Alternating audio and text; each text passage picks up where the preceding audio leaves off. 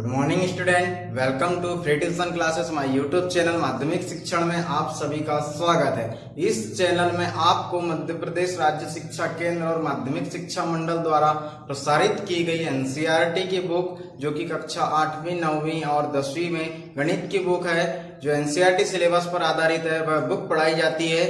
तो आइए स्टूडेंट, आपको बता दूं आज की क्लास क्या है और आज क्या स्टार्ट करने वाले हैं। आज की क्लास में हम आपके लिए लेकर के आए हैं कक्षा 10th की फर्स्ट यूनिट, क्लास 10th की फर्स्ट यूनिट कक्षा 10वीं अध्याय 1 वास्तविक संख्याएं। तो जो क्लास 10th है यह एक बोर्ड की क्लास है। इसमें आपको एक ब्लूप्रिंट के थ्रू क्वेश्चंस पूछे जाते हैं। यह एक बोर्ड की क्लास है और इसमें ब्लूप्रिंट के थ्रू क्वेश्चन पूछे जाते हैं और जो ब्लूप्रिंट है उसके आधार पर जो आपकी क्लास 10th की पहली यूनिट है मैथ्स की वास्तविक संख्या है यानी रियल नंबर, इसमें से आपको 7 अंकों का क्वेश्चन पूछा जाता है। कितने अंकों का क्वेश्चन पूछा जाता है? 7 अंकों का क्वेश्चन पूछा जाता है। और उन 7 अंकों में क्या क्या होता है? उसमें होता है कि एक अंक का एक न्यू टाइप होता है, वस्तुनिष्ठ जिसे कहते हैं हम, वस्तुनिष्ठ प्रश्न होता है। एक अंक का, इसमें कुछ भी हो सकते हैं, खाली स्थान, सही जोड़ी, सही विकल्प, सत्य असत्य, इस तरह से आपको कहीं भी एक अंक का क्वेश्चन पूछा जाएगा। फिर 2 अंक का एक क्वेश्चन पूछा जाएगा और 4 अंक का एक क्वेश्चन पूछा जाएगा। इस तरह से है आपकी पहली यूनिट का विस्तार। आपको इतना ही पूछा जाएगा, ना ही इससे ज्यादा। आपको ऐसा नहीं है कि यहाँ 4 नंबर का है तो 2-2 नंबर के 2 पूछ लेगा, या ये 2 नंबर का है तो इसको न्यू टाइप में पूछ लेगा। ऐसा कुछ नहीं है। न्यू टाइप में एक ही क्वेश्चन पूछेगा, 2 अंकों का एक क्वेश्चन पूछेगा और 4 अंकों का एक क्वेश्चन पूछेगा। तो आइए आपको बताएंगे हम कि कैसे क्वेश्चन पूछेगा, कौन कौन से क्वेश्चन है जो एग्जाम में आने लायक है, और आप किस तरह से स्टार्ट करेंगे 10th की पढ़ाई। तो स्टूडेंट, यह है पहली यूनिट, ये रियल नंबर। तो वास्तविक संख्याएं होती क्या है? आपने कक्षा 8वीं कक्षा 9वीं में पढ़ा है कि वास्तविक संख्या क्या होती है। ऐसी संख्या जिसमें परिमेय और अपरिमेय दोनों को सम्मिलित किया जाता है, ऐसी संख्या क्या कहलाती है? वास्तविक संख्या कहलाती है। यदि आपको इन सभी संख्याओं को रिमाइंड करना है, एक बार फिर से पढ़ना है, तो नीचे डिस्क्रिप्शन में एक लिंक डली हुई है संख्या पद्धति की, आप उसे पढ़िए। इस यूनिट से पढ़ने के पहले, इस यूनिट को पढ़ने के पहले तो आपको सारी की सारी संख्याएं रिमाइंड हो जाएगी कि वास्तविक संख्या क्या है, परिमेय संख्या क्या है, अपरिमेय संख्या क्या है। तो आइए अब देखते हैं कि परिमेय संख्या क्या है। परिमेय संख्या वे संख्याएं हैं जिसे p/q के रूप में लिखा जाता है, लेकिन जो q है यह 0 के बराबर नहीं होना चाहिए। ऐसी जो संख्या क्या कहलाती है? परिमेय संख्या कहलाती है। और 1-2 रूप बता दूं इनके परिमेय संख्या के। ऐसी संख्या है जिनका दशमलव प्रसार कैसा होता है? शांत होता है। जैसा कैसा होता है? जिनका दशमलव प्रसार शांत होता है, वह भी परिमेय संख्या कहलाती है। और यदि अशांत है लेकिन एक आवृत्ति में है, यानी कि अशांत आवृत्ति में है, तब भी यह परिमेय संख्या ही कहलाती है। अब अपरिमेय संख्या क्या होती है?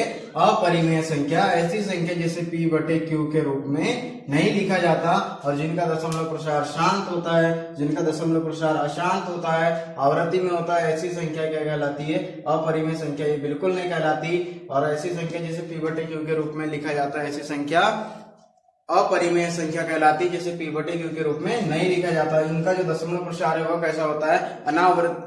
अनवसानी पुनरावृत्ति इस रूप में जो होता है, जैसे कि आप देखेंगे 1 0 1 0 0 1 0 0 1 4 टाइम्स 0, इस तरह से जिसे भाग देने पर जो भागफल हमें प्राप्त होता है वह क्या कहलाता है? अपरिमेय कहलाता है। ये ना तो कहीं रुकेगा और ना ही कहीं झुकेगा। इस तरह का जो होता है क्या कहलाता है? अनवसानी पुनरावृत्ति, यानी कि इनकी कोई आवृत्ति नहीं होती, इनकी कोई उम्मीद नहीं है कि यह संख्या फिर से वहीं से स्टार्ट हो जाएगी, कोई आवृत्ति नहीं होगी। ऐसी जो संख्या कहलाती है क्या कहलाती है? अपरिमेय संख्या कहलाती है। तो ये थी परिमेय संख्या और अपरिमेय संख्या, यानी कि जो है ये आपकी यूनिट वास्तविक संख्या ये इनसे मिली हुई है। और इस यूनिट में आपका परिमेय संख्या अपरिमेय संख्या पूछा जाएगा कि जो अपरिमेय संख्या धनात्मक रूप में भी हो सकती है और ऋणात्मक रूप में भी हो सकती है। तो आइए स्टार्ट करते हैं आपकी बुक, आपकी एक्सरसाइज, आपकी यूनिट। तो इसमें आप देखेंगे कि कुछ एग्जाम्पल्स है और आपको बता दूं एग्जाम में एग्जाम्पल भी पूछा जाता है। ऐसी कोई गारंटी नहीं है कि आपको सिर्फ और सिर्फ बुक के ही क्वेश्चन पूछे जाए, इसमें आपको एग्जाम्पल भी पूछ सकता है। तो हम एग्जाम्पल की भी तैयारी करेंगे इस क्लास में। तो आइए हम सबसे पहले स्टार्ट करते हैं आपके बुक से। तो इसमें क्या है, सबसे पहला टॉपिक है यूक्लिड विभाजन प्रमेय। आपको क्या करना है, यूक्लिड विभाजन प्रमेय के आधार पर किसी संख्या का एचसीएफ एलसीएम ज्ञात करना है। यूक्लिड विभाजन प्रमेय, यूक्लिड विभाजन प्रमेय। तो ये क्या होता है, इसमें कुछ डिफरेंट नहीं है। मैं आपको एक साधारण तरीके से समझाता हूं। आपने इस तरह से कभी किसी संख्या को भाग दिया होगा, इस तरह से आपने किसी संख्या को भाग दिया होगा। ये कोई संख्या ए है, इसे भाग देने पर कोई भागफल क्यू मिलता है, और फिर यहाँ कोई संख्या आती है और उसे घटाने पर आपको कोई शेषफल आर मिलता है। इसी आधार पर एक इसका थ्योरम बनाए, एक इसका सूत्र बना हुआ है। जो थ्योरम है सारा का सारा इन सभी चीजों पर आधार है। जहां आपने देखा है कि ए जो क्या है भाज्य है, बी भाजक है। ए क्या है, जहां ए बराबर क्या है, ये भाज्य है, बी भाजक है, और जो क्यू है ये क्या है, भागफल है, और जो आर है ये क्या है, शेषफल है। भाज्य को ए के रूप में लिखा जाता है, भाजक को बी से प्रदर्शित किया जाता है, भागफल को क्यू से और शेषफल को आर से। इन्हीं सब चीजों से मिलकर के ये जो यूक्लिड विभाजन प्रमेय है वह बना है। तो जो यूक्लिड विभाजन प्रमेय है वो बना है, तो वह क्या है, तो आइए देखते हैं वह क्या है। ए बराबर बी क्यू प्लस आर, ए बराबर बी क्यू प्लस आर, और जो आर है वह शून्य से क्या है, बड़ा है, यानी कि शून्य छोटा है आर से और आर छोटा है क्यू से। जहां पर आर और क्यू एक पूर्णांक है, जहां क्या है, ये आर और क्यू एक क्या है, पूर्णांक है। और इस फॉर्मेट के आधार पर आपको किसी संख्या का एचसीएफ और किसी संख्या का एलसीएम निकालना है। तो ऐसे क्वेश्चन पूछे जाते हैं 2 नंबर में कि यूक्लिड विभाजन प्रमेय से आप इन दो संख्याओं का एचसीएफ निकालिए, इनका एलसीएम निकालिए। और जहां पर क्या है, क्यू और आर में जो शून्य है वह आर से छोटा है और आर जो है वह क्यू से छोटा है, यानी कि क्यू बड़ा है आर से और आर बड़ा है शून्य से। यही है यूक्लिड विभाजन प्रमेय। आपको ये सब चीजें एग्जाम्पल में ज्यादा अच्छे से क्लियर हो जाएगी। तो यूक्लिड विभाजन का जो है कुछ चरण है जिसके रूप में हम उन्हें हल करते हैं किसी भी क्वेश्चन को। आप इसे अपनी नोटबुक में नोट कर लीजिए कि ताकि आपको इसे बार बार याद ना करना पड़े, आपको ये चीजें एक बार में ही समझ में आ जाए। तो आइए देखते हैं, हम स्टार्ट करेंगे सबसे पहले एग्जाम्पल से। तो एग्जाम्पल नंबर 1 की एग्जाम्पल नंबर 1 क्या है, तो आपको ये चीजें भी अच्छी तरह से क्लियर हो जाएगी। तो एग्जाम्पल नंबर 1 है कि 4052 यानी कि 4052 और 12576 यानी 12576 का एचसीएफ निकालना है यूक्लिड विभाजन एल्गोरिथम का प्रयोग करके। हमें इस थ्योरम का प्रयोग करके किसी दो संख्याओं के बीच में उसका एचसीएफ ज्ञात करना है।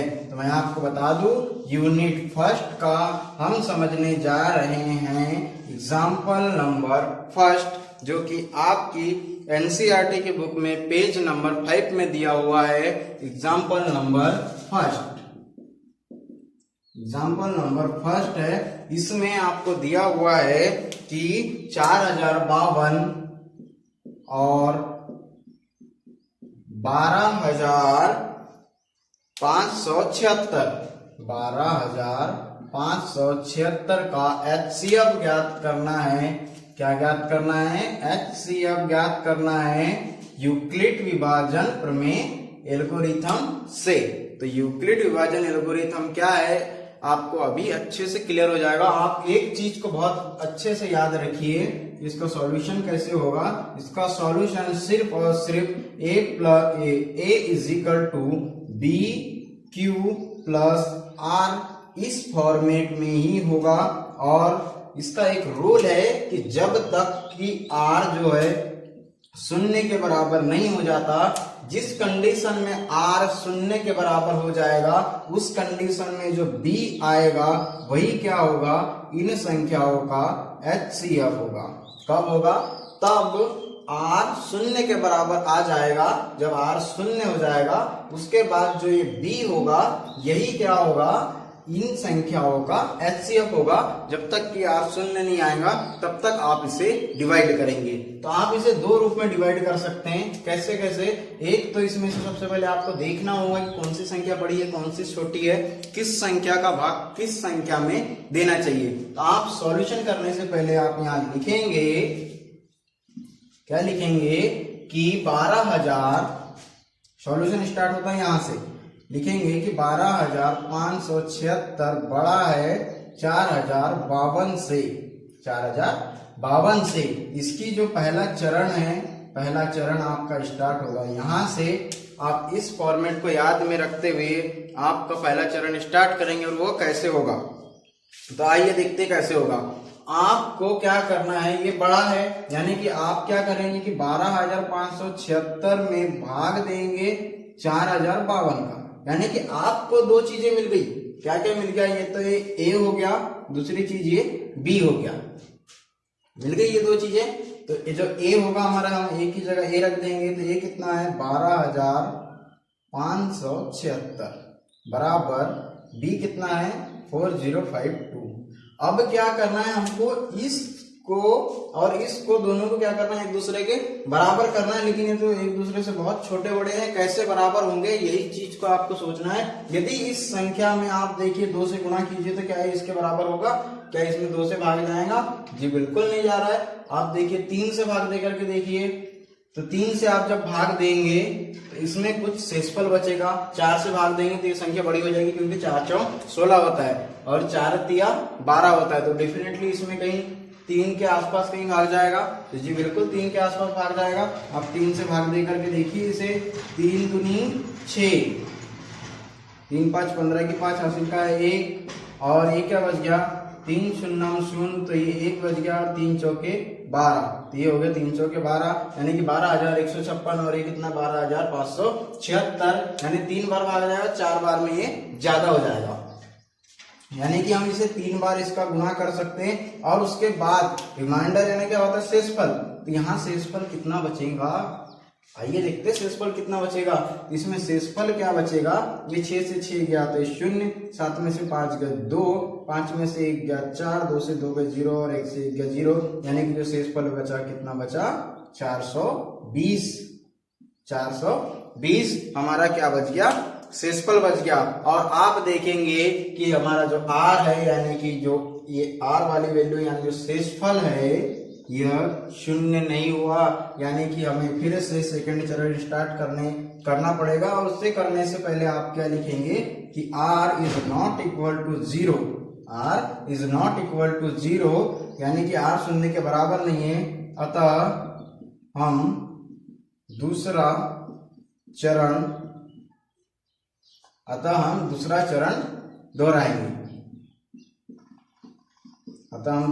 दोहराएंगे। आप अब दूसरा चरण कैसे स्टार्ट करेंगे, आपको HCF कैसे मिलेगा। आप दूसरा चरण यहां से स्टार्ट करेंगे, आपने देखा कि जो पहला चरण था उसमें कहां से स्टार्ट किया, जो क्वेश्चन दिया हुआ था उसमें जो बड़ी संख्या थी वह और छोटी संख्या। अब क्या करेंगे, कहां से स्टार्ट करेंगे, तो यहाँ पे दूसरा चरण स्टार्ट करते टाइम या तीसरा चरण स्टार्ट करते टाइम ये जो बी है और ये जो आर है, ये जो बी है यह ए बन जाएगा, बी क्या बन जाएगा, ए बन जाएगा, और ये जो आर है ये क्या बन जाएगा, बी बन जाएगा, आर क्या बन जाएगा, बी बन जाएगा। यानी कि जब चरण आप बदलेंगे तो बी बराबर हो जाएगा ए के और आर बराबर हो जाएगा बी के। यह कब होगा, चरण को बदलते समय, चरण बदलने पर बी जो है वो ए के स्थान में आ जाएगा और आर जो है बी के स्थान में आ जाएगा। यानी कि आप देखेंगे कि यह जो भाग है ये कुछ इस तरह से बदल जाएगा। ये कैसे बदल जाएगा, इस तरह से बदल जाएगा।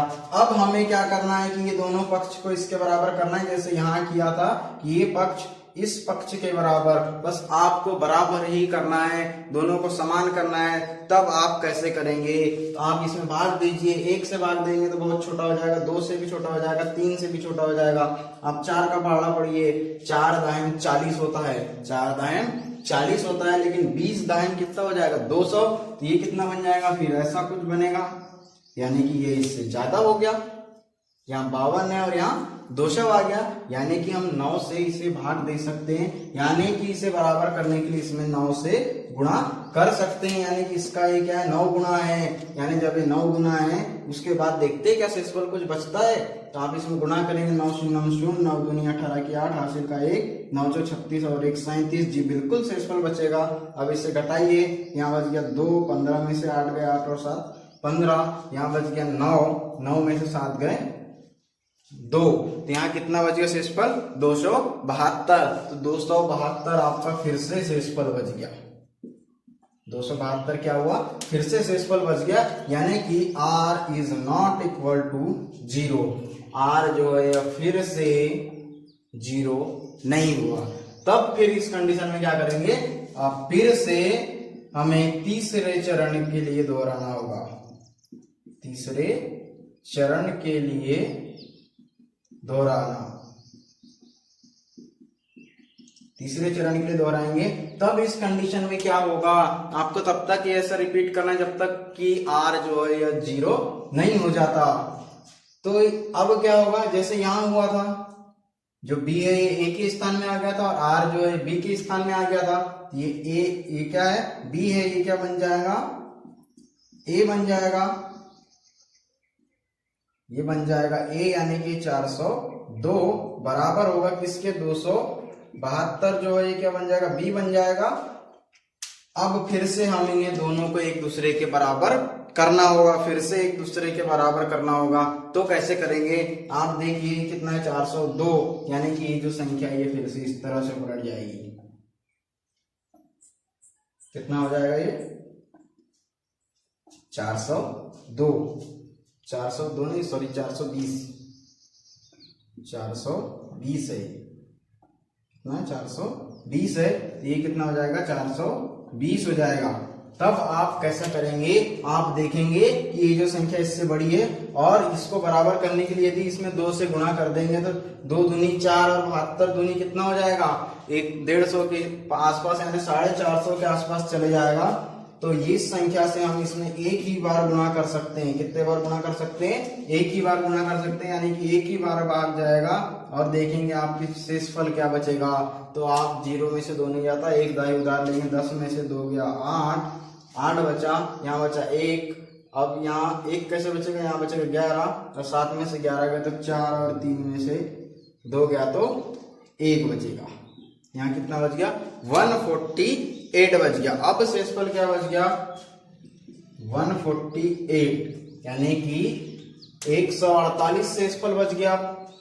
अभी 272 बचा था, फिर 148 बच गया। फिर से आपको रिपीट करना होगा चरण चौथे के लिए। तो इसमें क्या होगा, फिर से जो b है ये बन जाएगा a और जो r है ये बन जाएगा बी, और आप अब इसमें इससे बराबर कीजिए, इससे इसमें भाग दीजिए 272 में, तो कितनी बार भाग जाएगा?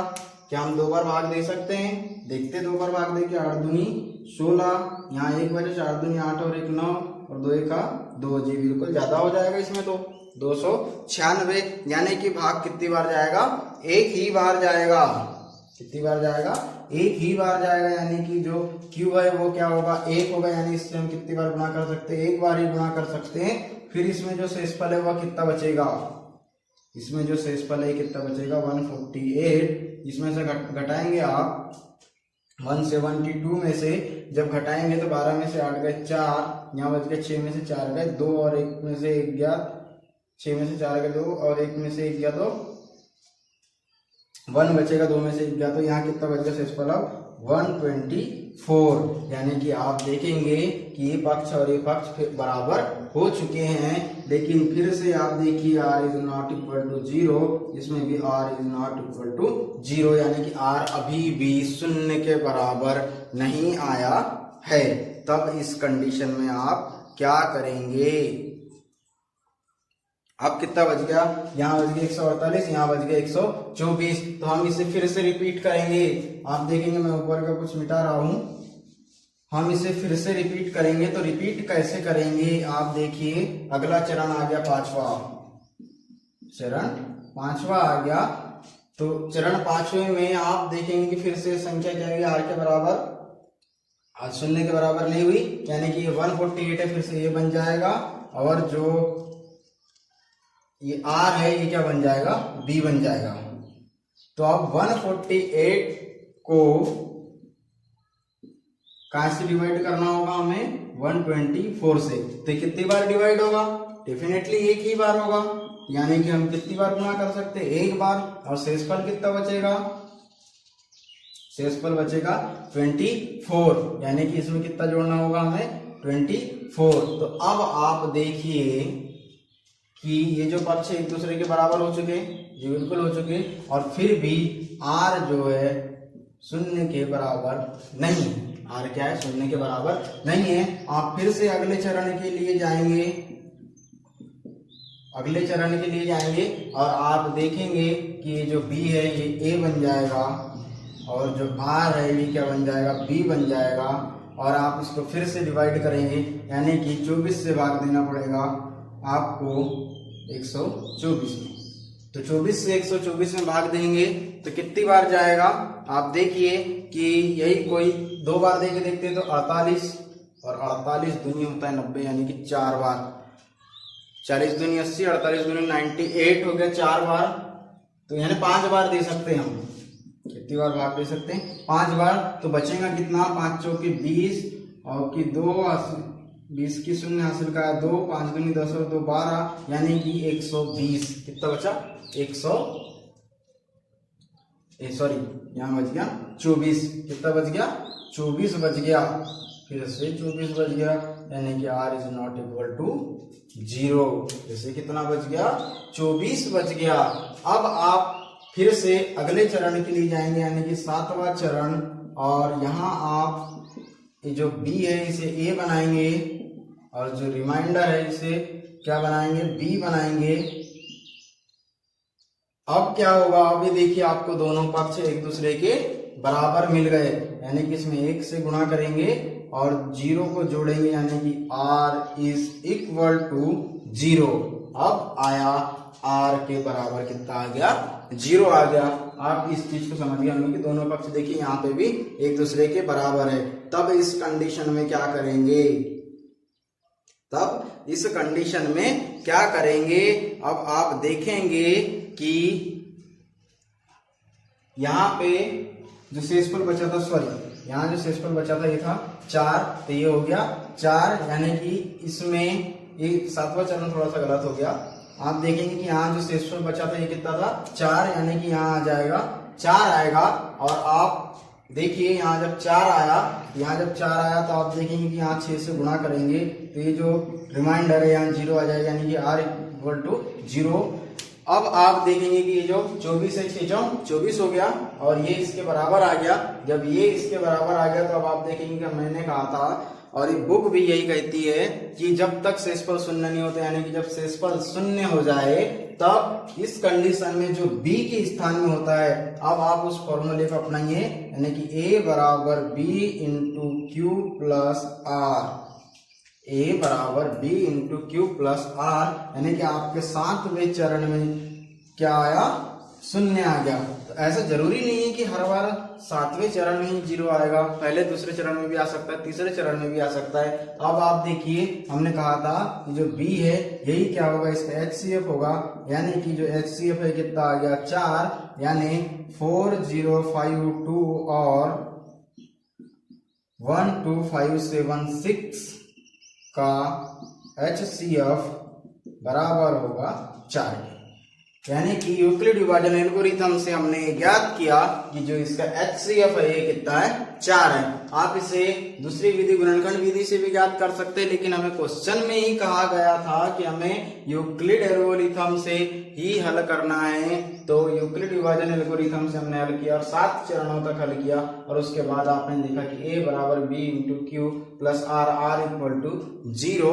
तो जब r इक्वल टू 0 हो गया तो जहां b होगा वो क्या होगा, इसका HCF होगा।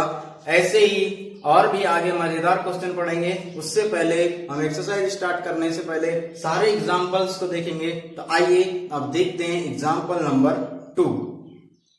देखते हैं अब एग्जांपल नंबर 2। अभी आपने एग्जांपल नंबर 1 देखा, उसमें आपने देखा कि यूक्लिड विभाजन एल्गोरिथम से किस तरह से संख्याओं का HCF निकाला जा सकता है। अब वैसे ही देखते हैं दूसरे मेथड से, दूसरा रूप किसी संख्या का, कि कैसे हम किसी संख्या में एग्जांपल नंबर 2 में देखेंगे आप कि प्रत्येक धनात्मक समपूर्णांक क्या है, 2p है या 2q है। जो प्रत्येक सम धनात्मक पूर्णांक क्या है, 2q है, 2q के रूप में होता है, तथा प्रत्येक धनात्मक पूर्णांक, धनात्मक विषम पूर्णांक, ये क्या हो गया, सम पूर्णांक, ये क्या हो गया, विषम पूर्णांक 2q प्लस 1 के रूप में होता है, जहां q क्या है, कोई एक पूर्णांक है। ये हमको बताना है कि क्या धनात्मक रूप में ऐसा होता है तो ऋणात्मक, विषम सम रूप में ऐसा होता है, विषम रूप में ऐसा होता है।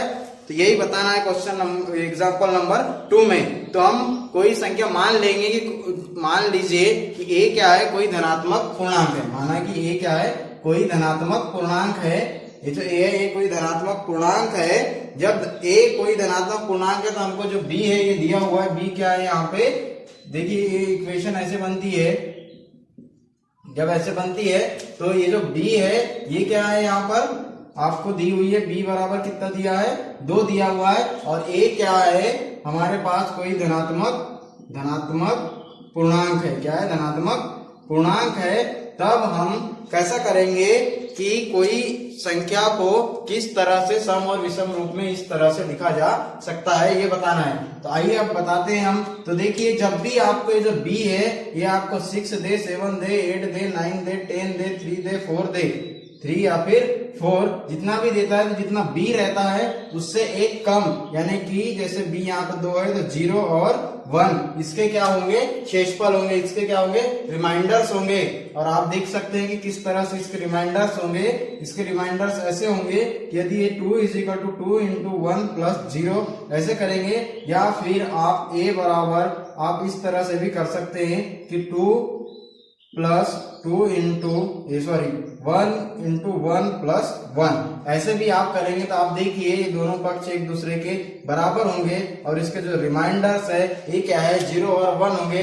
ये ऐसे ही सभी क्वेश्चंस में, सभी रूपों में इसी तरह से फॉलो होगा कि जब भी आपको जितना b दिया रहेगा उतने ही इसके क्या होंगे, रिमाइंडर होंगे। जैसे 2 है तो यहाँ 2 होंगे, 3 है तो 3 होंगे, 4 है तो 4 होंगे, ऐसे ही। लेकिन स्टार्ट कहाँ से होंगे, ये 0 से होंगे। और उस बीच आपको देखना है कि कौन कौन से सम पूर्णांक है, कौन कौन से विषम पूर्णांक है। तो आइए देखते हैं। यदि a को हम 2 मान ले, a बराबर 2 मान ले, तो यदि a को 2 मानते हैं तो ये हो जाएगा 2 = 2 × 1 = 0, 2 = 1 × 1 + 1 1 + 1 ऐसे। तो आप यहां देखिए ये क्या हो गया इसका सम पूर्णांक। 0 क्या है, एक सम संख्या के रूप में इसे ले सकते हैं, और ये जो 1 क्या है इसका एक विषम पूर्णांक है। तो क्या हम ये पूछा है कि क्या हम इसे इस तरह से लिख सकते हैं, तो इस तरह से कैसे लिखेंगे, यहाँ 2, यहाँ पे 0 आएगा, यहाँ पे क्या आएगा 2 आएगा, यानी कि 2 into 1 यानी कि 2 का 2, और यहाँ पे 1 आएगा, यहाँ पे 2 आएगा, ये सही है। तो इस तरह से हम लिख सकते हैं। तो क्या है, यह एक विषम पूर्णांक है, क्या है एक सम पूर्णांक है। ये ऐसे पूछा है तो हम कैसे बताएंगे कि कौन सा सम पूर्णांक है, कौन सा विषम पूर्णांक है। तो हमको यहाँ पे बी दिया हुआ था, बी और ए को लिए, तो ये जो विषम पूर्णांक है इसका यही है कि 2q + 1 ये क्या हो गया, इस संख्या का विषम पूर्णांक हो गया। तो इसी तरह से हमें बताना था कि जो 2q + 1 है क्या ये सम पूर्णांक है या विषम पूर्णांक है। तो आपने देखा कि a = b × q + r में, जहां पे r जो है r बड़ा है 0 से और जो q है ये बड़ा है r से, इस रूप में आपने देखा। और यहाँ पता है कि ये जो संख्या है इसे जो सम रूप है इसे यहाँ पे 2q के रूप में लिख सकते हैं, और जो विषम रूप है इसे 2q + 1 के रूप में लिख सकते हैं। देखिए +1 आ गया और यहाँ 0 आ गया, यहाँ आप 0 लिखेंगे तो इसके मान में कोई परिवर्तन नहीं आएगा। इस तरह से आप किसी संख्या, किसी पूर्णांक को क्वेश्चन नंबर 2 में जो दिया हुआ था 2q, उसे आप इस तरह से लिख सकते हैं। तो आइए स्टूडेंट ऐसे ही देखते हैं एग्जाम्पल नंबर 3 कि एग्जाम्पल नंबर 3 में क्या है। एग्जाम्पल नंबर 3 में दिया हुआ है कि दर्शाइए कि धनात्मक विषम पूर्णांक उसे 4q + 1 और 4q + 3 के रूप में लिख सकते हैं या नहीं। तो एग्जाम्पल नंबर 3 में जो b और a है ये क्या है, 4 है। एग्जाम्पल नंबर 3 है, इसमें b और a बराबर कितना दिया हुआ है, 4 दिया हुआ है। हमें इसमें लिखना है कि किसी धनात्मक पूर्णांक को विषम रूप में 4q + 1 और 4q + 3 लिख सकते हैं या नहीं। और आप देखेंगे जो b है इसे इस तरह से लिख लीजिए। तो जहां b को यदि हम a को यदि हम 4 मानते हैं, तो a को यदि हम 4 माने तो जो b है ये कितना होगा, यदि इसको 1 मान ले या इसको 4 मान ले, इंटू इसमें 1 करेंगे तो ये प्लस यहाँ 0 करना होगा। अब देखिए दोनों पक्ष बराबर हो गए। फिर ऐसे ही 4 बराबर 3 × 1 + 1, 4 = 2 × 1 + 2, और 4 = हो जाएगा। अब आप देखेंगे यहाँ पे कि 3 या फिर 1 × 1 + 3, आप देखिए 4 यहाँ पे पूर्णांक निकल के आए, इसमें 1 और ये 2 सम है, और ये जो 2 क्या है, विषम है। 2 क्या है, विषम है, जहां पर r बड़ा है 0 से और q बड़ा है r से। q क्या है, बड़ा है r से, तो डेफिनेटली 0 से भी बड़ा होगा। इस रूप में आप देखिए यहाँ पे अब आपको 2 रूप मिल गए।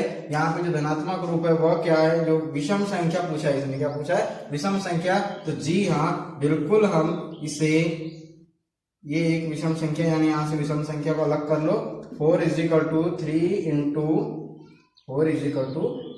× 1 + 1 और 4 = 1 × 1 + 3, यानी कि हम a और b की जगह 4 रख दे तो यहाँ पे क्या हो गया, q क्या है, 1 है, यानी q जैसा का वैसा रहेगा, यानी कि 4q + 1 और 4q + 3। हम किसी पूर्णांक को विषम रूप में इस तरह से लिख सकते हैं, जहां पे हमें पूर्णांक दिया हुआ था, क्या दिया हुआ था, हमने माना कि a और b यदि 4 है, तब हम इस कंडीशन में कैसे लिखेंगे, तो किसी पूर्णांक को विषम रूप में इस तरह से लिख सकते हैं। तो इसी तरह अब हम, आई होप आपको ये सब चीजें समझ में आई होगी। इसी तरह से आप देखेंगे क्वेश्चन नंबर 4। स्टूडेंट देखते हैं एग्जाम्पल नंबर 4। एग्जाम्पल नंबर 4 क्या है, एग्जाम्पल नंबर 4 में जो क्वेश्चन है वो ये है कि एक मिठाई विक्रेता के पास 420 काजू की बर्फियां और 130 बादाम की बर्फियां हैं। वह इसकी ऐसी ढेरियां बनाना चाहता है कि प्रत्येक ढेरी में बर्फी की संख्या क्या है, बराबर होना चाहिए। यानी उसके पास एक काजू की बर्फी है, कितनी, 420, काजू की बर्फी कितनी है 420 और जो बादाम की बर्फी है वो कितनी है 130 और वो क्या करना चाहता है इन दोनों की जो डेयरी है वो बराबर करना चाहता है। इन दोनों की डेयरियों को बराबर करना चाहता है कि प्रत्येक डेयरी में जो बर्फी की संख्या वो समान रहनी चाहिए। डेयरी बर्फी की परत से न्यूनतम स्थान घेरे। इस काम के लिए प्रत्येक डेयरी में कितनी बर्फी रखी जानी चाहिए। यानी कि जब डेयरी को बराबर करना चाहता है और जो डेयरी है वो कम से कम स्थान घेरना चाहिए, तो इसे हम ये पूछ रहा है कि जो प्रत्येक डेयरी है उसमें कितनी बर्फी होनी चाहिए। तो इसके लिए क्या करना होगा, जब इस तरह के आपको क्वेश्चंस आए, एग्जाम्पल में आए, चाहे एग्जाम में आए, चाहे एक्सरसाइज के अंदर आए, तो क्या करना होगा, जब दो संख्या दी रही तो इन दोनों के बीच में आपको क्या ज्ञात करना है, HCF ज्ञात करना है। और HCF ज्ञात करना कैसे ज्ञात करेंगे, HCF एल्गोरिथम, यूक्लिड एल्गोरिथम से, यूक्लिड विभाजन एल्गोरिथम से। तो आइए अब हम देखते हैं कि यूक्लिड विभाजन एल्गोरिथम से किस तरह से हम इन बर्फियों की डेयरियों को समान कर सकते हैं और समान बराबर बर्फियां ला सकते हैं। तो ये क्या है 420 क्या है, बड़ा है 130 से। तब क्या करेंगे, यूक्लिड एल्गोरिथम क्या कहता है कि A = BQ + R। इसमें जब तक कि R क्या है 0 ना हो जाए, इसमें R जो है वह 0 ना हो जाए, तब तक क्या करना है, हमें इस थ्योरम को अपनाते रहना है, बार बार दोहराते रहना है। और जब R 0 हो जाएगा तो जो B वाली जो संख्या होगी, जो B की संख्या होगी वो क्या होगी, उसका HCF होगा। और जब इसका HCF क्या है, जो B हो जाएगा, जितनी संख्या HCF निकलेगी उतनी क्या होगी, उसकी डेयरी होगी। तो आइए देखते हैं, हमारे पास में दिया हुआ है A क्या होती है, इन दोनों में जो बड़ी संख्या है वह A बराबर हमारे पास दिया हुआ है 420 और B बराबर दिया हुआ है 130। यानी कि हमको 420 को 130 से ही डिवाइड करना होगा और उसमें ज्ञात करना होगा कि Q कितना है और R कितना है। तो आइए देखते हैं ये इस एल्गोरिथम थ्योरम से।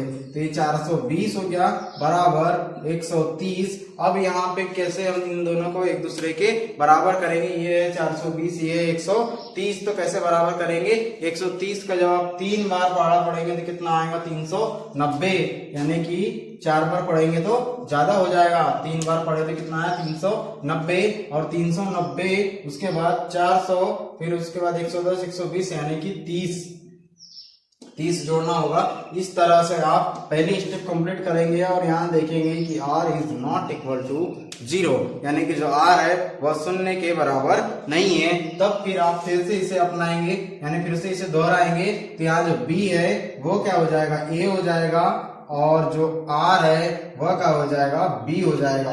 अब आप देखिए कितना है 30, ये कितना है 130। तो 30 में ऐसी कौन सी संख्या को गुणा करेंगे 130 के आसपास आ जाए। यानी कि आप देखेंगे 3 चौके 12, यानी हम यहाँ 4 से गुणा करें तो 120। अब यहाँ कितना बचेगा, 10 बचेगा।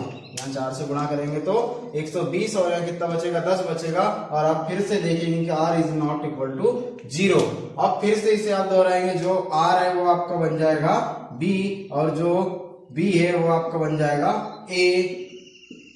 जब आप देखेंगे B A बन गया और R, तो अब देखिए 10 × 30। अब यहाँ कोई शेषफल बचा, जो कोई रिमाइंडर बचा, जी बिल्कुल नहीं बचा, यानी कि यहाँ 0 हो गया। यानी अब जो B वाली संख्या है यहाँ A बराबर B × Q + R, तो जो B वाली जो संख्या है वह क्या हो जाएगी, HCF बराबर B बराबर 10। यानी कि इन बर्फियों को बराबर रखने के लिए हमें 10 ढेरियां बनानी होगी, 10 बर्फी की, यानी 10 बर्फी की 10 ढेरियां बनानी होगी। कितनी बनानी होगी, 10 बर्फी की 10 ढेरियां बनानी होगी। यानी कि प्रत्येक प्रकार की बर्फी के लिए मिठाई विक्रेता 10 की क्या करेगा, डेयरी बनाएगा। तो जो विक्रेता होगा वो कितनी की डेयरी बनाएगा, 10 की डेयरी बनाएगा। तो कम जगह घेरेगी और कम स्थान घेरेगी, और जो बर्फी की जो डेयरी होगी वह एक दूसरे के समान भी दिखेगी। तो ये था एग्जाम्पल नंबर 4। अब इसके आगे क्या दिया हुआ है आपकी बुक में, एक्सरसाइज दी हुई है 1.1। तो प्रश्नावली 1.1, तो प्रश्नावली 1.1 हम स्टार्ट करेंगे। तो प्रश्नावली 1.1 में क्या है, आपने इतने एग्जाम्पल समझने के बाद आपको प्रश्नावली काफी अच्छी तरह से समझ आएगी कि उसमें ये बताना है कि उसमें क्या करना है, HCF ज्ञात करना है। यूक्लिड विभाजन एल्गोरिथम का प्रयोग करके, उसमें भी क्या करना है, एचसीएफ ज्ञात करना है यूक्लिड विभाजन एल्गोरिथम का प्रयोग करके। तो आप किस तरह से एचसीएफ ज्ञात करेंगे, उसमें कितने क्वेश्चन दिए हुए हैं, 3 क्वेश्चन दिए हुए हैं। तो हम अब स्टार्ट करने जा रहे हैं एक्सरसाइज 1.1 यानी कि प्रश्नावली 1.1। कक्षा 10वीं की जो प्रश्नावली वो क्या है, 1.1 एक्सरसाइज 1.1। इसमें जो पहला क्वेश्चन है, प्रश्न क्या है पहला, उस प्रश्न पहले में हमें क्या ज्ञात करना है, एचसीएफ ज्ञात करना है। तो एचसीएफ ज्ञात करने के लिए जो पहला क्वेश्चन है वह क्या है, एचसीएफ ज्ञात करने के लिए पहला क्वेश्चन है 135 और 225 के बीच, यानी कि 135 और 225 के बीच। और यहाँ से आप हल स्टार्ट करेंगे तो हल में क्या लिखेंगे कि 225 बड़ा है 135 से, तब क्या होगा, a बराबर 225 हो जाएगा और b बराबर 135 हो जाएगा, यानी कि a is equal to B Q plus R वाले मेथड से आप अपनाएंगे। तो यहाँ देखेंगे कि a की जगह a और b की जगह b रखिए, तो ये हो गया 225 बराबर 135। अब यहाँ क्या होगा, इसका इसमें गुणा करना होगा। कितनी बार गुणा होता है देखते हैं, 1 बार हो, 2 बार हो, 3 बार हो।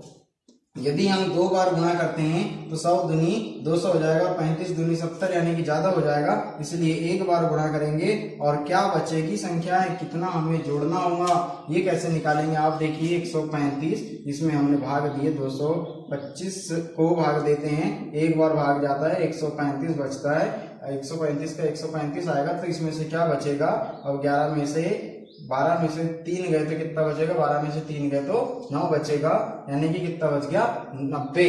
कितना बच गया, 90। तो यहाँ कितना आ जाएगा, 90। और यहाँ क्या हुआ कि r is not equal to 0। तो r is not equal to 0 यानी r बराबर के, r जो है 0 के बराबर नहीं है, तो फिर से यही प्रक्रिया अपनाएंगे। जो b है अब ये क्या बन जाएगा, a बन जाएगा, यानी कि 135, और जो r आया ये बनेगा b यानी कि 90। अब इन दोनों पक्षों को एक दूसरे के बराबर करना है, तो 90 गुणित 2 करेंगे तो 180 हो जाएगा, यानी कि हम 135 में 90 से एक ही बार भाग दे सकते हैं। और जब इसको 90 से घटाएंगे तो 5 में से सीखेंगे तो 5, और 13 में से 9 गए तो 4 बचेगा, यानी कि 45।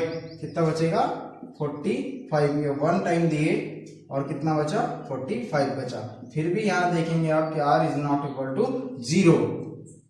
तो r is not equal to 0, फिर से ये प्रक्रिया रिपीट होगी। जो b है a बनेगा, जो r है ये क्या बनेगा, b बनेगा। और आप देखेंगे कि 45 दूनी 90, और जब 45 दूनी 90 हो जाएगा तो r क्या आ जाएगा, 0 आ जाएगा। और इस कंडीशन में क्या होता है, r is equal to 0, r is equal to 0, यानी कि अब a is equal to b into Q plus r, यानी कि HCF बराबर b बराबर कितना हो जाएगा, 45।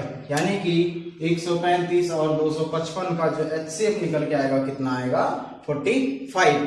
तो हम पढ़ रहे थे एक्सरसाइज 1.1, उसका ये था पहला क्वेश्चन, प्रश्न पहले का पहला। अब इसी में देखते हैं सेकंड क्वेश्चन क्या है। सेकंड क्वेश्चन है 196 में 38 to 20 में के बीच में क्या निकालना है, एचसीएफ निकालना है, यानी कि 196 38,220, 196 और 38,220, 38,220 के बीच में हमें क्या निकालना है, एचसीएफ ज्ञात करना है। तब हम इस कंडीशन में कैसे एचसीएफ ज्ञात करेंगे, तो आइए देखते हैं। यहाँ पे जो हल स्टार्ट होगा ये कैसे होगा।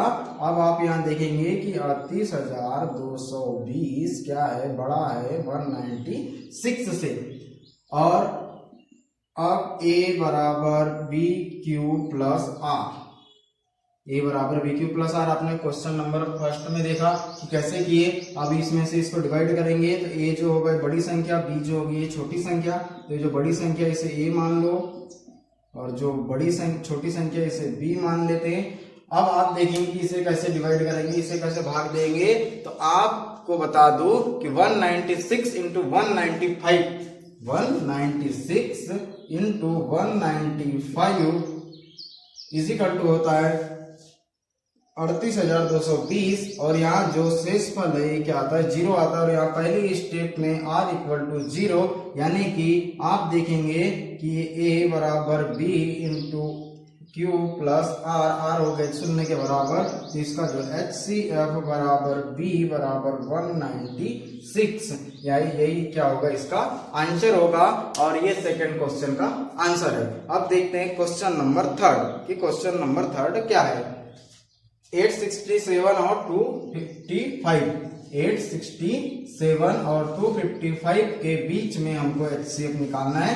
तब कैसे निकालेंगे, थर्ड क्वेश्चन है इसका। क्वेश्चन नंबर पहले का थर्ड है कि 867 और 255 यानी 255, 876 और 255 के बीच में जो यानी इन दोनों का क्या निकालना है, HCF निकालना है, वो भी यूक्लिड विभाजन एल्गोरिथम से। तो ये हो जाएगा A बराबर B into Q plus R। तब क्या होगा, यहाँ पे होगा कि 867 बड़ा है 255 से, तो जो बड़ी संख्या है वह हो जाएगी A 867 इज इक्वल टू छोटी संख्या B 255। तो अब आप देखिए कि 225 में ऐसी कौन सी संख्या गुणा करें या फिर 867 में 225 का कितनी बार भाग दिया जा सकता है। तो आप देखेंगे कि 4 2 है तो 4 दूनी 8 हो जाएगा। कितना हो जाएगा, 4 दूनी 8। लेकिन जब इसमें 55 में 4 का गुणा करेंगे तो कुछ ज्यादा हो जाएगा, 1000 से आगे। अब इसमें देखते हैं हम 3 से गुणा करके कि क्या 3 से ये भाग जाएगा, तो जी बिल्कुल जाएगा। जब हम इसमें 3 से इंटू करेंगे तब इसमें कितना शेषफल बचेगा, 3 से इंटू करेंगे तो ये हो जाएगा 3 दूनी 6 और ये हो जाएगा 155। यानी देखिए आप 867 ये हो जाएगा 255। इसमें जब 3 से इंटू करेंगे तो 5 3 15, 5 3 15 और 1 16 और 3 दूनी 6 और 1 7। यानी कितनी बार जाए, 3 बार भाग जाने पे कितनी संख्या आएगी, 765। कितना आएगा, 765। और जो शेषफल है वह कितना बचेगा, 102। 102 कैसे बचेगा, 700 और 1 800 और 65 2 67, यानी 102 बचेगा। यानी 102 हमें इसमें ऐड करना होगा। और यहाँ पे देखेंगे कि आप r is not equal to 0, और जब r is not equal to 0 आ गया तो जो हमारा r है वो बन जाएगा b, और जो हमारा b है वो बन जाएगा a। हम यही प्रक्रिया फिर से रिपीट करेंगे। अब 102 में 205 के लिए 255 के लिए भाग देंगे तो कितनी बार भाग देना पड़ेगा, डेफिनेटली 2 ही बार दे पाएंगे, क्योंकि 3 बार में 300 हो जाएगा। और जब यहाँ पे 2 बार भाग देंगे तो ये हो जाएगा 204, और इनके बीच में कितना बचेगा, यहाँ पर यहाँ जब 51 बचेगा, यहाँ कितना बचेगा, प्लस 51 बचेगा। और यहाँ भी आप देखेंगे कि r is not equal to 0, और फिर आप r को b मानेंगे 51 और b को मानेंगे a, और आप देखेंगे कि 51 गुणित 2 करेंगे तो आपका हो जाएगा 102 प्लस 0, यानी कि r इज इक्वल टू 0। और जब r इज इक्वल टू 0 हो गया तो a बराबर b into Q plus r, और HCF बराबर होता है b बराबर की 51। यही होगा आपका आंसर, जो b होगा ये क्या होगा, आपका आंसर होगा। किस कंडीशन में, दैट इज कंडीशन कि r इज इक्वल टू 0। तो ये थी एक्सरसाइज 1.1 की 1.1 का क्वेश्चन नंबर फर्स्ट, जिसमें थे 3 क्वेश्चन। ऐसे ही अब हम आगे देखेंगे 1.1 का क्वेश्चन नंबर 2। स्टूडेंट स्टार्ट करते हैं क्वेश्चन नंबर 2। एक्सरसाइज 1.1 का क्वेश्चन नंबर 2 है। तो क्वेश्चन नंबर 2 में क्या दिया हुआ है, क्वेश्चन नंबर 2 में दिया है कि दर्शाइए कि कोई भी धनात्मक विषम पूर्णांक, कोई भी धनात्मक विषम पूर्णांक जिसे 6q प्लस 1 दर्शाना है हमें कि कोई धनात्मक पूर्णांक है जिसे 6q प्लस 1 धनात्मक पूर्णांक जिसे धनात्मक विषम पूर्णांक है, धनात्मक विषम पूर्णांक है जिसे 6q प्लस 1, 6q प्लस 3 और 6q प्लस 5, 6q प्लस 3 के रूप में होता है या नहीं। तो मान लेते हैं, हम यहां से हल स्टार्ट करते हैं कि माना कि a बराबर b बराबर 6 है, a बराबर b बराबर 6 है, जहां q कोई एक पूर्णांक है। q क्या है, कोई एक पूर्णांक है। तब आप देखेंगे कि जब a और b 6 है तो इसके जो शेषफल यानी कि r, इसके जो शेषफल है यानी कि जो r है वह क्या क्या बचेंगे, 0 1 2 5 2 3 4 5 इस तरह से कुछ शेषफल बचेंगे। आइए देखते हैं क्या बचते हैं क्या। तो आप किस तरह से बचाएंगे इनके शेषफल, किस तरह से देखेंगे। a is equal to b plus B into Q plus R, इस रूप में देखेंगे कि आर क्या है, इन रूपों में आता है या नहीं। यदि a और b बराबर हम 6 मान ले तो, यदि यहाँ पे a बराबर 6 माने, b बराबर 6 माने, तो यहाँ पे 1 प्लस 0 आ गया। यहाँ पे यदि हम 6 इजिकल टू करना चाहे तो यहाँ क्या आ जाएगा 5 इंटू 1 प्लस 1, यहाँ 6 हो गया।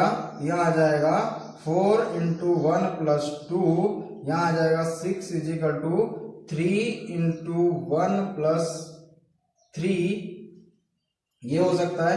या फिर दूसरा ये हो जाएगा कि 3 इंटू 2 प्लस 0, इस तरह से भी हो सकता है। अब यहाँ क्या हो जाएगा 2 इंटू 1 प्लस 4, 2 इंटू 1 प्लस 4, फिर 6 equal to 1 into 5 plus 1 into 5 ऐसा लिख सकते हैं, या फिर 1 इंटू 1 ऐसे लिख सकते हैं प्लस 5। आप देखेंगे कि ये कोई धनात्मक पूर्णांक हमने माना, क्या माना, a और b बराबर कितना है 6 है। तो इसके जो रिमाइंडर है 0 1 2 3 4 5, 0 1 2 3 4 और 5। अब यहाँ देखेंगे आप कि हमें इसे विषम रूप में लिखना है। कैसे रूप में लिखना है, विषम रूप में लिखना है। आपको इसके नीचे लिखना होगा कि r ग्रेटर देन 0 एंड और क्या है, जो q है ये भी बड़ा है r से, इस तरह से आप लिखेंगे। उसके बाद लिखेंगे यहाँ पे विषम पूर्णांक, क्या लिखेंगे, विषम पूर्णांक। तो विषम पूर्णांक कौन कौन से हो जाएंगे, यहाँ पे आप देखेंगे कि ये 6 है, ये क्या है 6 है, और इसे हमने a और b माना है, और ये q है। जो इतना रिमाइंडर बचा है उसे लिखना पड़ेगा आपको 1 3 और 5 को। तो 1 3 और ये 5, यानी कि 6q प्लस 1, जहां पर q और r क्या है, कोई पूर्णांक है। जहां q और r कोई पूर्णांक है, जिसे 6q प्लस 1, 6q प्लस 3 और 6q प्लस 5 ऐसे विषम रूप के, विषम धनात्मक रूप में लिख सकते हैं। अतः हम विषम धनात्मक रूप, ये क्या हो गया इनका विषम धनात्मक रूप। आपने इसके पहले एग्जाम्पल में देखा था, एग्जाम्पल नंबर 2, एग्जाम्पल नंबर 3 कुछ इस तरह से ही थे, और सेम एग्जाम्पल नंबर 2 और 3 की तरह ये क्वेश्चन पूछा गया था। ऐसे ही स्टूडेंट अब आगे देखते हैं क्वेश्चन नंबर 4 की। क्वेश्चन नंबर 4 क्या है, कि क्वेश्चन नंबर 4 में पूछा क्या गया है। तो क्वेश्चन नंबर 4 में पूछा गया है कि यूक्लिड विभाजन प्रमेय का प्रयोग करके दर्शाना है। क्वेश्चन नंबर 3 ये है कि किसी परेड में 166 सदस्य की एक सेना की टुकड़ियों को 32 सदस्य वाले एक आर्मी बैंड के पीछे मार्च कराता है। दोनों समूह को समान संख्या वाले स्तंभों में मार्च कराना है, तो उन स्तंभों की अधिकतम संख्या क्या है जिसमें वे मार्च कर सकते हैं। तो यानी कि हमें अधिकतम संख्या बताना है। क्वेश्चन नंबर 3 में क्या बताना है, अधिकतम संख्या। तो क्वेश्चन नंबर 3 और आप देखेंगे एग्जाम्पल नंबर 4, क्वेश्चन नंबर 3 और आप देखेंगे एग्जाम्पल नंबर 4 कुछ एक जैसे ही है। इसमें क्या दिया है कि 160 यानी 616 की कोई एक आर्मी सेना है, और उसके पीछे कोई एक सेना है आर्मी की, उसके पीछे किसी 32 सदस्यों की टुकड़ी को परेड कराया जाता है। यदि इन्हें बराबर भागों में परेड कराना है तो आप किस तरह से करेंगे, यहाँ पे यूक्लिड विभाजन प्रमेय के थ्रू। तो आइए देखते हैं यूक्लिड विभाजन प्रमेय के थ्रू। यहाँ पर आप लिखेंगे कि a is equal to B Q plus r, और यहाँ लिखेंगे आपकी 616 बड़ा है 32 से, अतः ये हो जाएगा a और ये हो जाएगा b।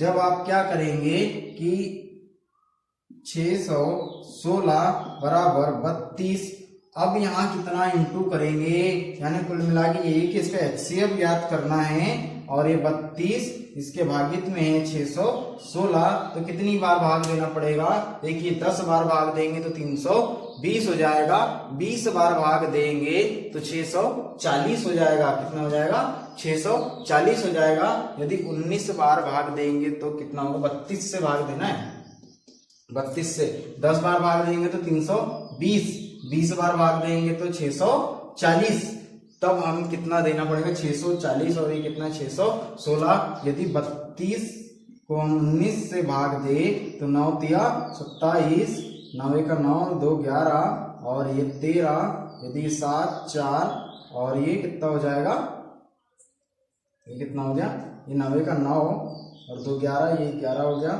ये हो गया 3 और 1 4 और एक कितना हो गया, ये 2 1 और 1 2, यानी 247। कितना हो रहा है, 247, सॉरी कुछ मिस्टेक है।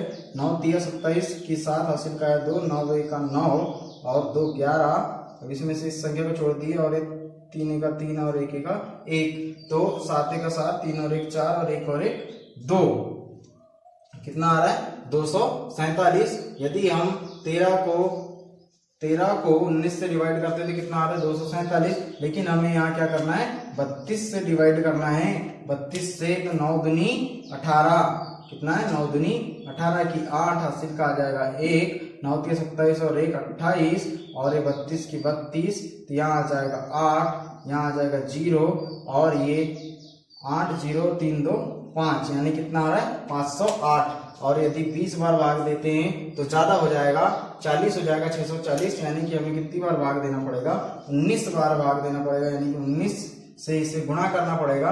और यहाँ कितना बचेगा, 508 बच गया, तो 16 में से 8 गए तो 8 बचेंगे, यहाँ 0 0 0 हो जाएगा और ये कितना बचेगा, फिर 6 में से 1 गया तो यानी कितना बच जाएगा 108, कितना बचेगा 108, यानी इसका जो रिमाइंडर है ये कितना हो गया 108। और यहाँ आप देखेंगे कि r is not equal to 0 और इसे फिर से रिपीट करेंगे, तो इसे जब फिर से रिपीट करेंगे तो ये क्या हो जाएगा, ये जो b है ये कितना बन जाएगा, a बन जाएगा और इसका जो r है ये कितना बन जाएगा, ये b जो है ये बन जाएगा हमारा a और जो r है ये बन जाएगा b, r क्या है ये बन जाएगा b, यानी ये क्या है एक दूसरे के बराबर में है। तो अब क्या करना पड़ेगा, इसे समतुल्य करना पड़ेगा। तो इसे समतुल्य करने के लिए 108 बराबर 32 और 32 से फिर इसे कितनी बार डिवाइड करना पड़ेगा, 32 32 दूनी 64, 32 तिया कितना होता है 32 तिया हो जाएगा हमारा 3 दूनी 6 3 3 96, 32 तिया होता है 96 और 32 चौ करेंगे तो 108 से ज्यादा हो जाएगा, यानी कि हमें 32 में फिर से 3 से गुणा करना होगा और जब 32 में फिर से 3 से गुणा करेंगे तो यहाँ कुछ ना कुछ शेषफल बचेगा, यानी कि 96 जब यहाँ से घटाएंगे यहाँ बच गया 2, यहाँ कितना बच गया 2 और 10 में से 9, यानी कि यहाँ बचा 12, कितना बच गया 12 बच गया। अब फिर से ये प्रक्रिया अपनाएंगे आप इसके आगे, जब यहाँ 12 बचा फिर भी यहाँ देखेंगे कि आप r is not equal to 0, तो r is not equal to 0 यानी कि 32 इज इक्वल टू 12 और जब 12 दूनी 36 होता है, 12 दूनी 24 और जब 24 इसमें से घटाएंगे तो यहाँ कितना बचेगा 8, यहाँ कितना बचेगा 24 और 8 होता है 32, तो यहाँ बच गया 8। और फिर देखिए आपकी r is not equal to 0 और जब r is not equal to 0 तो 8 इधर आ गया, 8 इधर आ गया और जब 8 इधर आ गया तो आप देखेंगे 8 इधर आ गया तो 8 ये हो जाएगा 12 बराबर 8 इंटू 1 प्लस 4। अब यहाँ क्या होगा, r is not equal to 0। अब यहाँ पे आ गया फिर से, अब यहाँ क्या आ गया फिर से, ये हो जाएगा 8 इक्वल टू 4 इंटू 2 प्लस 0, यानी कि r is equal to 0, r is equal to 0। और आपने देखा कि अंत में r क्या है, शून्य के बराबर आ गया। और जब r शून्य के बराबर आ गया तो आप देखेंगे कि a is equal to b into Q plus r, ये हमारा फॉर्मेट है। तो जो b होगा यानी कि हमारा जो HCF निकल के आएगा बराबर b निकल के आएगा। तो b क्या है, जो b है ये कितना है 4 है, यानी कि हम उस आर्मी की जो सेना है उनको दोनों को बराबर करने के लिए 4-4 के रूप में यानी 4-4 की लाइन में हम उसे मार्च करा सकते हैं। ये इसका करेक्ट आंसर होगा, ये इसका HCF होगा। ठीक है स्टूडेंट, इसी तरह से अब हम देखेंगे क्वेश्चन नंबर 4। अब क्वेश्चन नंबर 4 कि क्वेश्चन नंबर 4 क्या है। क्वेश्चन नंबर 4 क्या है कि हमको यूक्लिड विभाजन प्रमेय का प्रयोग करके दिखाना है कि किसी x कोई धनात्मक पूर्णांक है, तब x कोई धनात्मक पूर्णांक है तो उसे 3q प्लस 1 और 3q प्लस 2, 3q और 3q प्लस 1 और 3q प्लस 2 के रूप में लिखा जा सकता है या नहीं, और इसमें से प्रत्येक का वर्ग कीजिए और दर्शाइए कि इन वर्गों को 3m या 3m प्लस 1 के रूप में लिखा जा सकता है या नहीं। इनका क्या करना है, वर्ग करना है और उसके बाद दिखाना है कि 3m और 3m प्लस 1 लिखा जा सकता है या नहीं। वर्ग के बाद दिखाना है कि 3m और 3m प्लस 1 लिखा जा सकता है या नहीं। तो अभी आपने देखा वहां पे क्वेश्चन में दिया हुआ है, यहां से आपका सॉल्यूशन होगा। तो यहाँ आप क्या लिखेंगे, तो यहाँ लिखेंगे कि मान लीजिए x कोई धनात्मक पूर्णांक है, माना कि x कोई धनात्मक पूर्णांक है, तब कब, जब कोई x धनात्मक पूर्णांक है जहां 3q प्लस 1 3q प्लस 2 के रूप में लिखा जा सकता है, जहां q एक क्या है, धनात्मक पूर्णांक है। ये कोई धनात्मक पूर्णांक है और यदि किसी संख्या को q के रूप में लिखा जा रहा है, तब किसी संख्या को यदि 3q प्लस 1 3q प्लस 2 लिखा जाता है, तो जहां q क्या है, q बराबर धनात्मक पूर्णांक, क्या हो जाएगा, ये धनात्मक पूर्णांक। आप देखेंगे कि एग्जाम्पल नंबर 2 और 3 की जैसे ये क्वेश्चन है, ये क्या है, एक धनात्मक पूर्णांक है, लेकिन इसमें एक थोड़ा सा क्लू है कि इसमें क्या करना है, इनका स्क्वायर करना है। तो आइए देखते हैं इनका स्क्वायर करके। इनका जब स्क्वायर करेंगे तो क्या होगा, ये 3q है, इस 3q का यदि हमने स्क्वायर किया तो 3q का स्क्वायर करेंगे तो क्या हो जाएगा, 3 3 9 और q का स्क्वायर क्या होगा, 9q का स्क्वायर हो जाएगा। ये हो गया 9q का स्क्वायर, क्या हो गया, 9q का स्क्वायर हो गया। यदि इसमें से 3 को कॉमन निकाल लिया जाए, इसमें से यदि 3 को कॉमन निकाल लिया जाए तो यहाँ क्या बचेगा, q का 3q का स्क्वायर बचेगा। और आप देखेंगे कि ये 3q का स्क्वायर यहाँ पे आ चुका है, तो 3q के स्क्वायर को जहां 3q is equal to m एक धनात्मक पूर्णांक है, और जब ये धनात्मक पूर्णांक हो गया तो आप इसे 3m लिख सकते हैं। जब ये धनात्मक पूर्णांक हो जाएगा तब आप इसे 3m लिख सकते हैं, इसे 3m लिख सकते हैं। अब आगे देखते हैं 3q प्लस 1, 3q प्लस 1 का स्क्वायर। तो 3q प्लस 1 का आप जब स्क्वायर करेंगे तो क्या होगा, तो 3q प्लस 1 का आप स्क्वायर करेंगे तो a का वर्ग प्लस b का वर्ग, यानी 3q का स्क्वायर 9q स्क्वायर हो जाएगा, ये हो जाएगा 9q स्क्वायर, b का स्क्वायर प्लस 1 और a का वर्ग प्लस b का वर्ग प्लस 2ab, यानी कि ये हो जाएगा 2, ये हो जाएगा a, ये 2 इंटू ए बी, इस तरह से। तो आप इसे आगे हल करेंगे तो क्या होगा, ये 9q का स्क्वायर प्लस 1 3 दूनी 6 प्लस 6q हो जाएगा, क्या हो जाएगा, 6q हो जाएगा। और आप देखेंगे कि इनमें से आप कोई एक संख्या, एक कोई चीज आप इसे एडजस्टमेंट कर लीजिए, 3q square sorry 9q square plus 6q plus 1, इस तरह से इसे आप लिख सकते हैं। तो जब इस तरह से आप इसे लिख सकते हैं तो इसमें से कुछ कॉमन निकलेगा, ये देखिए जी बिल्कुल निकलेगा। तो क्या कॉमन निकलेगा, इसमें से आप 3 कॉमन निकाल सकते हैं। तो जब 3 कॉमन निकालेंगे तो 3 3 9, q का स्क्वायर हो जाएगा, 3 दूनी 6 q हो जाएगा, और एक प्लस 1 जैसा का वैसा हो जाएगा। तो आप देखिए यहाँ पर जहां क्या है, 3q का square plus 2q is equal to m। ये कोई पूर्णांक है, ये क्या है, पूर्णांक है, कोई धनात्मक पूर्णांक है। जब ये पूर्णांक है तो ये क्या हो जाएंगे 3m प्लस 1, ये क्या हो जाएगा 3m प्लस 1। अब इसी तरह से तीसरी संख्या का स्क्वायर करते हैं, आप इसे नोट कर सकते हैं। हम तीसरी संख्या का स्क्वायर करेंगे, जब हम इसी तरह से तीसरी संख्या का स्क्वायर करेंगे तो क्या मिलेगा, जब तीसरी संख्या का स्क्वायर करेंगे तो 3q प्लस 2, जब 3q प्लस 2 का स्क्वायर किया तो 3q प्लस 2 का स्क्वायर करेंगे तो क्या मिलेगा, इन दोनों का फिर से वही फॉर्मूला लगेगा, a का वर्ग प्लस b का वर्ग, तो ये हो जाएगा 9q का स्क्वायर प्लस 4 प्लस 3 दूनी 6 दूनी 12, 3 दूनी 6, 6 दूनी 12 q हो जाएगा।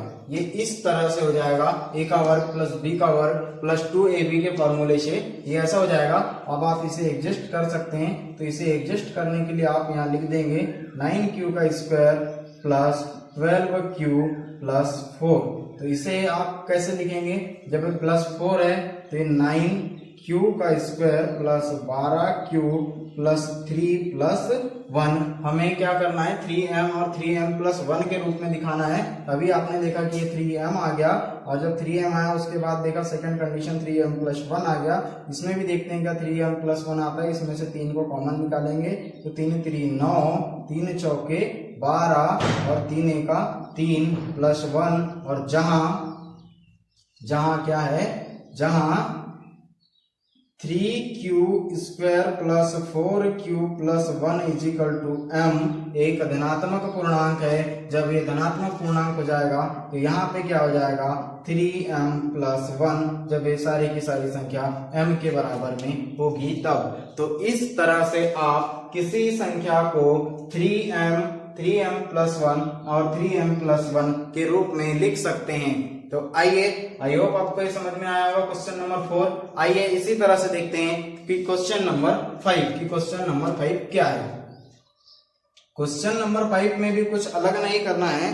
क्वेश्चन नंबर 5 में दिया हुआ है कि यूक्लिड विभाजन का प्रयोग करके दर्शाइए कि किसी धनात्मक पूर्णांक का घन 3m प्लस 1, इनका क्या करना है घन।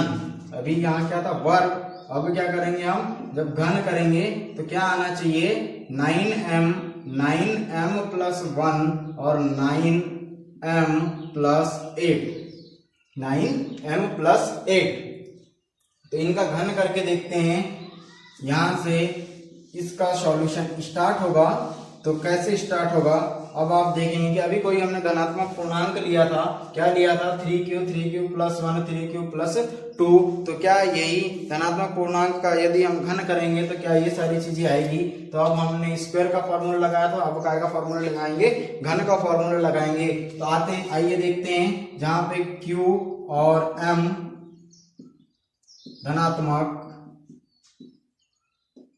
धनात्मक पूर्णांक है, जहां पे q और m क्या है, कोई धनात्मक पूर्णांक है, तब क्या करेंगे, ये 3q है, 3q का यदि घन किया जाए, 3q का यदि घन किया जाए तो क्या होगा, यदि हम इसका घन करेंगे तो 3 3 9 9 तिया 27